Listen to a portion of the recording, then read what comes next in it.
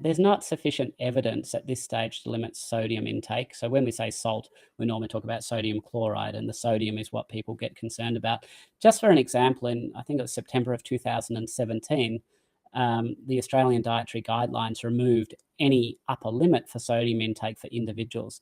That means that I can now tell you to have as much salt as you would like and not be in contravention of the Australian Dietary Guidelines. Trouble is the fluid volume of your blood is governed by how much sodium you have. And if you don't have enough sodium in your blood vessels, then number one, you'll often feel thirsty because your body's saying, we need more fluid, we don't have enough fluid, so you'll drink a lot. But then because you don't have the sodium, remember the sodium's necessary to hold the fluid inside your blood vessels. So you'll end up urinating it out. So people on ketogenic diets, because you often need more salt on ketogenic diets, if they're finding that they're constantly thirsty and they're urinating a lot, so when they drink, it just passes out, it's often a sodium deficiency. And one of the other major symptoms people will feel is that if they stand up quickly, they'll feel dizzy because their blood pressure isn't enough to maintain the blood pressure going up to the brain. You're basically starving the brain of oxygen, of its blood supply. So they're two common symptoms of sodium deficiency, easily fixed just by having more sodium in the diet. Well, fructose directly contributes to insulin resistance. So we've got some beautiful studies where they've actually had groups of children who have been consuming a lot of sugar, which is 50% fructose, 50% glucose. And they've taken out the fructose, but they've basically replaced it with same amounts of glucose. So the total carbohydrates have stayed the same, but the fructose has reduced. And in those studies, even very short periods in the space of, just over a week, they've been able to demonstrate significant reductions in liver fat. And have no doubt that liver fat is, fatty liver is a direct cause of insulin resistance. Now, if you have insulin resistance, we said before, that means that insulin's not working properly. So then your body will increase the level of insulin. Now, the thing about insulin not working properly is it's very tissue specific. So while it might not work as it normally does in your muscle tissue, helping your muscles to take sugar out of circulation, it can still work relatively well at the fat level. So help your fat stores take sugar out. And it can still work quite well at the kidney level. And one of the jobs of insulin at the kidney level is to actually hold on to sodium. So that's actually a much more important factor for increasing the sodium in your body and causing high blood pressure than is the amount of sodium that you consume. If you consume a modicum of sodium but have very high insulin levels, your body's going to try very hard to hold on to all of that sodium. You can, on the other hand, consume a whole lot of sodium but have very good low insulin levels, and any excess sodium that you consume will just come out in your urine. High insulin levels prevent that from happening effectively.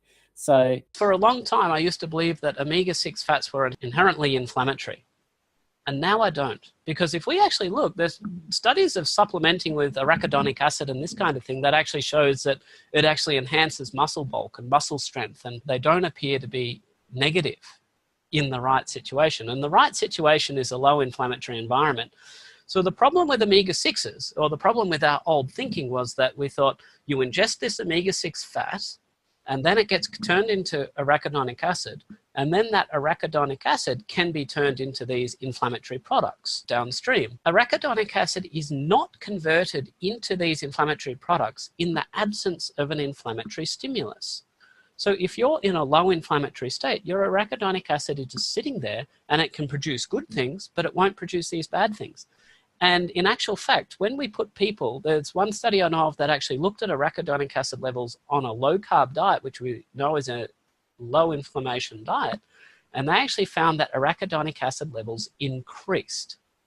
And that fully supports this view that there's less conversion of arachidonic acid into these negative products. And the reason that all these vegetable and seed oils are associated with bad health is not, in essence, because they're high in omega-6, it's because they're high in oxidized products. So when you have any fat, for it to be liquid, it has to have double bonds between carbons.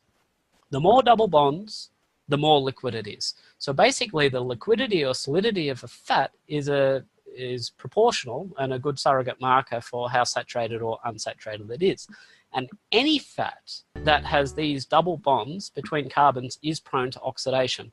And that can be omega-3 fats, just as much as omega-6 fats. And this is critical to understand because people supplementing with fish oil, they're not necessarily doing themselves a service. And they did a study a couple of years back in Australia, so went around to 2 different pharmacies in Sydney, local here, and bought all the available fish oil supplements that didn't have additives to them and measured their oxidation state. And every single one of them had was oxidized. So fish oil is not safe. So the premise is that if you want to avoid oxidized fat, then you better get it from food, because the definition of oxidized fats in food is rancidity. If you are not going to eat something that's rancid, then you're probably not going to be ingesting high levels of oxidized fat. So if you want your omega-3s, have some salmon that's not rotten. Have some grass-fed beef that's fresh. So, and you'll also get your omega-6s this way as well. And the problem is that when we ingest, say, if we have a vegetable or seed oil, this just forms the largest part of oils in our diet, and that's why we get most of these oxidized products. They get absorbed through our chylomicrons. They attack the liver. We also know that these oils are oxidized incredibly quickly. So even within a matter of hours, there was one paper I read on walnut oil, and I think it was tested 6 hours after harvest. It already had significant amounts of oxidation. So even if you're buying, single press extra virgin olive oil that's kept in a cool cupboard that's in a brown jar, it's not going to be enough. It's still going to be oxidized. And olive oil is something that surprises a lot of people. Remember, we said it's liquid because it's got a double bond.